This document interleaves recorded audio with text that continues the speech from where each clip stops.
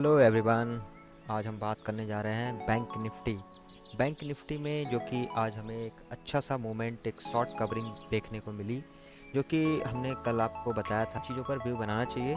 चलिए हम आज उसी के एक फेज़ में हम बात करेंगे और आपको हम कुछ नई जानकारी देंगे और ये भी बताएंगे कि कल के सेशन में हम कैसे ट्रेड कर सकते हैं, ये भी हम जानकारी देंगे। चलिए, जैसा कि हमने आपको बताया है कि कल की क्लोजिंग हमारे लिए बहुत ही इम्पोर्टेंट है। कल की क्लोजिंग एक हमारे लिए बहुत ही इम्पोर्टेंट है, क्योंकि कल की क्लोजिंग ही हमें एक सपोर्ट एंड रेजिस्टेंस का काम करती है। एक हमें इंडिकेशन देती है कि सपोर्ट एंड रेजिस्टेंस पे क्या होगा और हमें कहाँ पर एक बाइंग का मोमेंट मिलेगा। चलिए इसी फेज़ में हम बात करते हैं। जैसा कि हमने देखा यहाँ पर कल की क्लोजिंग जो है, कल की क्लोजिंग यहाँ पर आई है 45,495 के करीब जो है हमारी कल की क्लोजिंग आई है। वहीं उसके बाद में हमारा जो थोड़ा सा गैप डाउन ओपन हुआ है, मार्केट गैप डाउन ओपन होने के बाद थोड़ा कंसोलिडेशन के बाद में इसने रेजिस्टेंस को फेस किया। रेजिस्टेंस को फेस करने के बाद सडनली जो है मार्केट नीचे की साइड आया। अब देखो यहाँ पे साइकोलॉजी कैसे काम करती है। यहाँ पे बायर ने थोड़ा पुश किया, बायर ने पुश करने के बाद रेजिस्टेंस को फेस किया, वहीं पे सेलर एक्टिव हो गए और सेलर एक्टिव होने के बाद मार्केट को वन बैग मूवमेंट के साथ नीचे लेके आ गए। अब यहाँ पर देखिए आप थोड़ा सा दिमाग लगा के कि यहाँ पर इतनी जो बड़ी कैंडल बनी है, जो सेलर ने यहाँ पर पोजीशन बनाई है। अब यहाँ पर जो हमारा सेलर ने पोजीशन बनाई है, ये भी एक हमारा सपोर्ट का काम करेगी, जो कि कल का एक सपोर्ट हमें मिला था।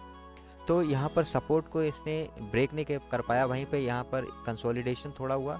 कंसोलिडेशन के साथ ही बायर जो है यहाँ पर एक्टिव हुए और एक्टिव होने के साथ मार्केट को धीरे धीरे यहाँ पर ड्रैग करते हुए ले आए। अब यहाँ पर हमें एक चीज़ और साइकोलॉजी देखनी है, जो कि सेलर ने यहाँ पर पोजीशन बना रखी थी। अब पोजीशन जो बना रखी थी उसका SLJ लगा रखा था इन्होंने, और एसएल जैसे ही हिट हुआ वैसे ही एक आप देख सकते हैं वन वे मूवमेंट यहाँ पर आपको देखने को मिला है। वन वे मूवमेंट, सेलर का जो स्टॉप लॉस था वो हिट हुआ। हिट होने के बाद एक हमें वन वे मूवमेंट देखने को मिला है। फिर उसी के साथ में जो है एक कंसोलिडेशन सा आया मार्केट में। कंसोलिडेशन से हम यहाँ पर देख सकते हैं कि एक छोटा सा कंसोलिडेशन, यहाँ पर मार्केट कम से कम 1-1.5 घंटे यहाँ पर रेंज में घूमती रही। और यहाँ पर कंसोलिडेशन पे हमें भी यहीं पे समझ जाना चाहिए था कि ये कंसोलिडेशन जो है एक इंडिकेशन देता है कि ये एक प्राइजेक्शन मूवमेंट बना रहा है। यहाँ भी हमें कुछ चार्ट जो है बताने का प्रयास कर रहा है। जैसा कि हम देख सकते हैं यहाँ पर एक कंसोलिडेशन आया। कंसोलिडेशन ने ये जो लो बनाया, लो बनाने के बाद जो दूसरा लो बनाया, इसने जो है पिछले लो को ब्रेक नहीं किया।